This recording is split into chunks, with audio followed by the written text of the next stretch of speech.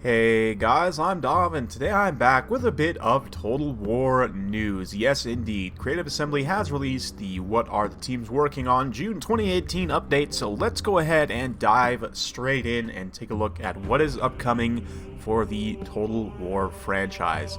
Let's go straight to it. So the Saga team has been working on Thrones of Britannia, pushing out some more updates, bug fixing, quality of life improvements, that sort of thing. I haven't actually played Thrones of Britannia yet, although I plan to at some point. Glad to see they're going to be supporting that. Next up, of course, Three Kingdoms. With E3 right around the corner, Creative Assembly is going to be showing off some stuff about Three Kingdoms there.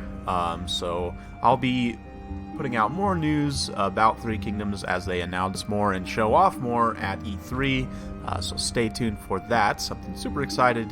I know I personally am very excited about this title, so we'll have to see what they have to show us at E3. Arena is getting some new updates as well, and they seem to be... Now, granted, again, I haven't played Arena. I'm not really involved with the community too much there, so those of you who are more so involved in that way can let me know if this is actually the case, but apparently they're doing more player-led progression changes. They're speeding up the progression. They're also doing some other things that are player-led, working on a new barbarian commander and another entirely new faction, so hopefully we get some new cool stuff added to Arena. But obviously these three titles, I mean, they're certainly interesting and I will be covering them, but the thing you guys are here for most is Total War Warhammer, of course. So let's get straight to it. Queen and the Crown was just released, adding a wealth of new content. We also breathed some life into dwarfs, the Bone Giant for the Tomb Kings. And this next line here is very interesting. Please note that this week we'll be opening a public beta to fix some of the known issues we mentioned in the patch notes last week, like the Crone Hellebron's sword being completely and utterly broken. So that's good. Hopefully they'll be pushing out a hotfix patch within the next week or so. It is something very important, I think, that needs to be patched, so look for that to come out very soon. And then this next line is probably going to lead to, well, it is in fact going to lead to quite a bit of wild speculation in this video in particular. So as for what we're up to next, what we can say is that we're working on the next campaign pack for Total War Warhammer 2, but it's a little while off yet. So we won't be seeing the next campaign pack for Total War Warhammer 2 for some time, but we are getting another campaign pack, and what they went on to clarify on Twitter, what they mean by campaign pack is like the Tomb Kings. The Tomb Kings were a campaign pack, so what we're essentially going to be seeing is a new faction, perhaps maybe a sub-faction of some sort, coming to Total War Warhammer 2, which is awesome. I didn't think we were going to be getting anything, so quickly, of course, we are getting another Rome 2 DLC. It's cool to see that they're still supporting Rome 2. It's one of my favorite Total War titles to date, even though it did have a very rough launch. You know, it's quite a good game now, so I'm interested to see what they continue to put into Rome 2. It's a great game, and it's nice that they're continuing to give it some DLC, free DLC, and so on.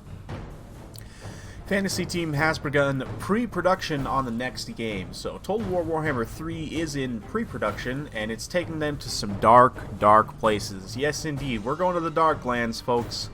If you didn't know that already, I'm not sure how you're just finding out. But anyway, we'll look forward to seeing more updates from this team later. And Total War Access is doing stuff.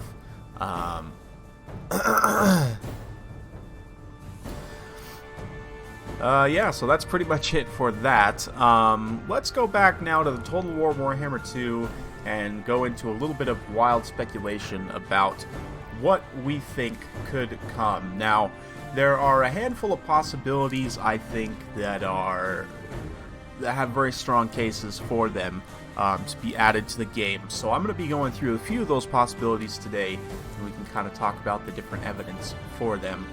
So first would be the Vampire Coast. Of course, the Vampire Coast is already in the game. They're just a generic Vampire Counts faction. But if you were to do something like, those of you guys who are more familiar with the lore and all can correct me when I'm wrong about stuff like this, but I believe there was actually, I don't know if it was an official army book or an unofficial army book that had some unique units for the Vampire Coast. I think it would be super cool to see another vampire faction with a different flavor, with maybe some gunpowder units and some more kind of naval-focused or sea-based monsters. I think that'd be super cool. Another strong possibility, I think very, very strong possibility, is some kind of Southern Realms faction. Most likely Talea. If I had to put my finger on a single faction, it would definitely be Talea, because in Mortal Empires, Maragliano is a capital in the sense of it has the same number of building slots as other capitals like Altdorf and Karaz-Kurak. It has a unique icon. It has a landmark building already that the Southern Realms only can build, I believe. Just in general, there's a lot of the metadata of the city suggests that it's a faction capital for a major faction. What's more is Norska, for those of you who have been playing the Norska campaign, Norska actually has a tech. The Southern Realm focused tech for Norska references Talea specifically by name. It doesn't say you get a bonus for sacking Southern Realm settlements like it does you get a bonus for sacking Bretonnian settlements. No, it says specifically you get a bonus for sacking Talaean settlements. And I believe the technology is called Devastation of Talea, something like that, but beyond that, Sartosa was just added to the Vortex campaign. Of course it was, in Mortal Empires. Of course it was in the Vortex campaign before, which would give Talea a launching point into the Vortex campaign if they decided to add them there. Then of course in Mortal Empires they would start on Talea, of course.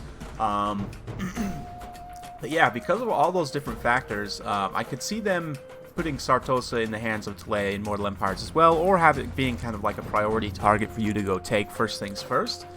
But overall, I think there's a lot of evidence to support the Southern Realms being added as another faction to the game, and personally, I would be a big fan of that. I think that Total War Warhammer 2 needs some humans. we have two factions of elves. We have Ratmen, we have Lizardmen, but we don't have any human factions, which is a bit unfortunate. I think that they could probably, if it was a free DLC faction especially, but it looking here like it's going to be a DLC faction. I mean, there are some other minor possibilities as well. Albion, you have Amazons. There are some other kind of minor factions floating around in the area of the Vortex campaign, but I really think that in terms of fleshed out factions that would be interesting and fun to add to the game, I think Southern Realms could bring some unique campaign mechanics to the table, unique mercenary units. Depending on how deep they want to go with the actual Dogs of War stuff, they could potentially add a lot of really cool regiments of renown. Just in general, they would have, I think, a little bit of a different play style than the Empire and Bretonnia, but of course we'd have to wait and see. The Vampire Coast, of course, has a much different playstyle than the Vampires, being that they have some access to gunpowder units and some various different things, so it should be a lot of fun regardless of what Creative Assembly decides to make for the game. I'm just happy that we're getting another campaign pack, because I definitely did not think that we would. If you go back and watch some of my videos over the past couple months, I was pretty adamant that I didn't think that we were going to see another campaign pack for Total War Warhammer 2, just because Norska ate up so much resources, so much time and energy and money from Creative Assembly to get Norska up and running, that I didn't think that we would see another campaign pack because all that money had been used up for Norska. But apparently that's not the case, and I am super, super happy about that. I would love to see more cool factions and races added into Total War Warhammer 2. Like I said, I think we do need a human faction. More vampires is always welcome. I know Creative Assembly has been accused of bias towards vampires before because they have the most legendary lords out of any faction in the game. So some people might not be happy that the vampires will get a whole new faction, but I would certainly be happy about it, because from what I understand about the Vampire Coast, they're a very unique faction. They have access to a lot of unique units and things, so it'll be very interesting. I think those are the two strongest possibilities, but you know, Creative Assembly could throw something way out of left field like Albion or Amazons, or you know, who knows, they could maybe dredge up the Idonet Deepkin from Age of Sigmar or something. I don't know. That's a little bit of a stretch, but you never know with Creative Assembly in the Warhammer universe. There's so much they can tap into. But I'm just excited that they're working on something, like I've said. So I hope you guys enjoyed watching this little bit of a news update video. I know it's a kind of a quick video, but just thought I'd get into it a little bit and just let you guys know they are doing another campaign pack for Total War Warhammer 2, which is awesome. That is confirmed. I didn't think that was going to be the case. I'm very, very happy to be wrong about that one. And yeah, we'll look forward to Creative Assembly announcing some more, hopefully within the next month or so. And yeah, hopefully we'll see a hotfix for some of the issues from the Queen and the Crone DLC within the next week or so. So thank you very much for watching. Hope you enjoyed this little news update here. If you do like this sort of content, be sure to like, subscribe, hit that bell notification button, so every time I upload a new video, you'll be notified. Thank you once again for watching, and we'll see you next time.